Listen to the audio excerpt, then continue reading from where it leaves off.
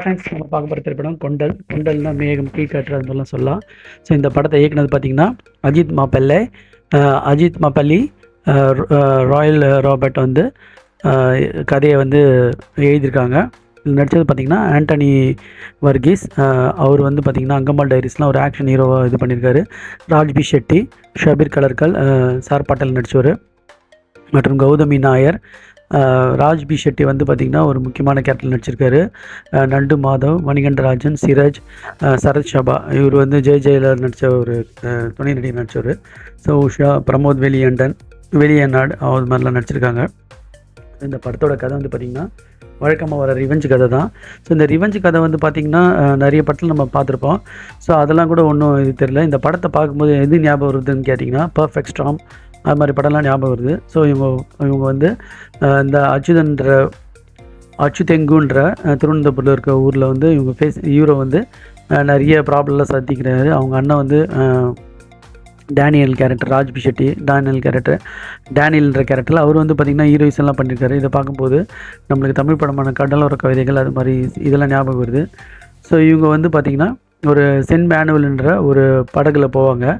அப்போ வந்து இந்த படகுல போகும்போது என்னென்ன பிரச்சனை நடக்குது செகண்ட் ஹாஃப். ஃபஸ்ட் ஹாஃபில் வந்து இவர் வந்து அப்படியே தண்ணி அடிச்சுட்டு சண்டை போடுறது, இவங்க அண்ணன் கூட வந்து சண்டை போடுறது, ஹீரோ அப்படிலாம் பண்ணுறாரு. ஹீரோ நல்லா இருந்தார், நல்ல ஒரு ஹீரோயிஸும். இந்த படத்தோட ஒரு முக்கியமான ஒரு இது சொல்லணுன்னா விஷயங்கள் சொல்லணுன்னா கேமராவும் மியூசிக் வந்து பார்த்திங்கன்னா சிஎஸ்ஆம் பண்ணியிருக்காரு. அது வந்து வித்தியாசமான ஒரு இது கொடுத்தது. ஆனால் நிறைய இடத்துல சவுண்டும் இருந்தது. ஸோ அதையும் நம்ம பார்க்கணும். ஸோ இந்த ஹீரோ வந்து பார்த்திங்கன்னா ஒரு வித்தியாசமான கெட்டப்பில் ஃபுல்லாக தாடி அப்படியே முடியெல்லாம் வளர்த்து அப்படியே இது பண்ணியிருந்தார். ஸோ அவங்களுக்குள்ளே நடக்கிற பிரச்சனை தான். ஸோ இப்போ இந்த ஷபீர் வந்து பார்த்திங்கன்னா ஒரு ட்ரக் இதெல்லாம் கடத்துவார். அப்போ வந்து ஸோ அதை வந்து எதிர்க்கிற ராஜ்பி ஷெட்டி. அப்போ வந்து அங்கே ஒரு சம்பவம் நடக்குது. ஸோ அதை வந்து இவர் எதிர்கொள்கிறாரு ஹீரோ வந்து.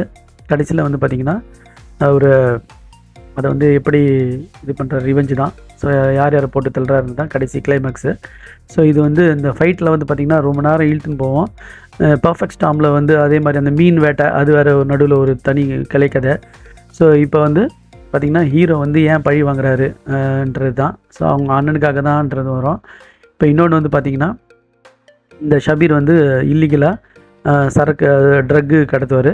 அப்போ அது தெரிஞ்சு ஹீரோ வந்து இது பண்ணுவார். ஸோ இந்த வந்து அழகாக இது வந்து டெம்ப்ளேட் வந்து பர்ஃபெக்ட் ஸ்டார்மோட நிறைய மேட்ச் ஆச்சு. அது எப்படின்னு தெரில எனக்கு. ஆனால் ரெஃபரன்ஸ் வந்து பார்த்திங்கன்னா பர்ஃபெக்ட் ஸ்டார்மோட இது நிறைய இருந்துச்சு.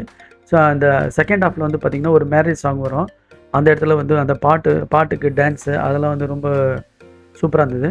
படத்தோட கதை மெயின் இது வந்து அண்ணனுக்காக ரிவெஞ்ச் எடுக்கிற ஹீரோ, அவ்வளோதான். ஷபீர் வந்து அதில் வந்து வில்லனாக இருக்கிறாரு. ஸோ இந்த படத்தை வந்து ரொம்ப கொஞ்சம் ஃபஸ்ட் ஹாஃப் வந்து ஸ்லோ வந்து செகண்ட் ஹாஃப் சுமாராக இருந்துச்சு.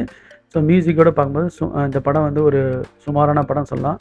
ஸோ நீங்கள் பார்க்குறவங்க பார்த்து என்ஜாய் பண்ணுங்கள். ஸோ இது வந்து ரொம்ப ஸ்லோவான படம். பட்டு ஸ்கிரிப்ட் வைஸாக இது பார்க்கும்போது சுமாராக இருந்துச்சு. ஆக்ஷன் வந்து நல்லா இருந்துச்சு. இந்த படத்தில் வந்து வர ஃபைட்டு ஒரு 2 ஃபைட், லாஸ்ட் 2 ஃபைட் வந்து சூப்பராக இருந்தது. ஸோ இந்த படத்தில் வந்து மற்றபடி எதுவும் சொல்கிறதுக்கு இல்லை. இன்னும் இந்த டைரக்டர் அஜித் மாப்பள்ளி வந்து பார்த்திங்கன்னா இதை வந்து சூப்பராக நவுத்தின்னு போயிருக்காரு படத்தை.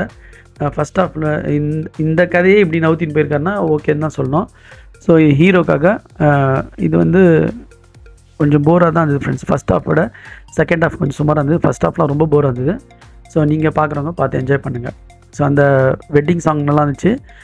ஆஸ் யூஷுவலாக வர ரிவெஞ்ச் ஸ்டோரி, ஹீரோவோட ஹீரோயிஸும் படத்தில் வர மியூசிக்கு இதெல்லாம் வந்து ஹைலைட்டாக இருந்துச்சு.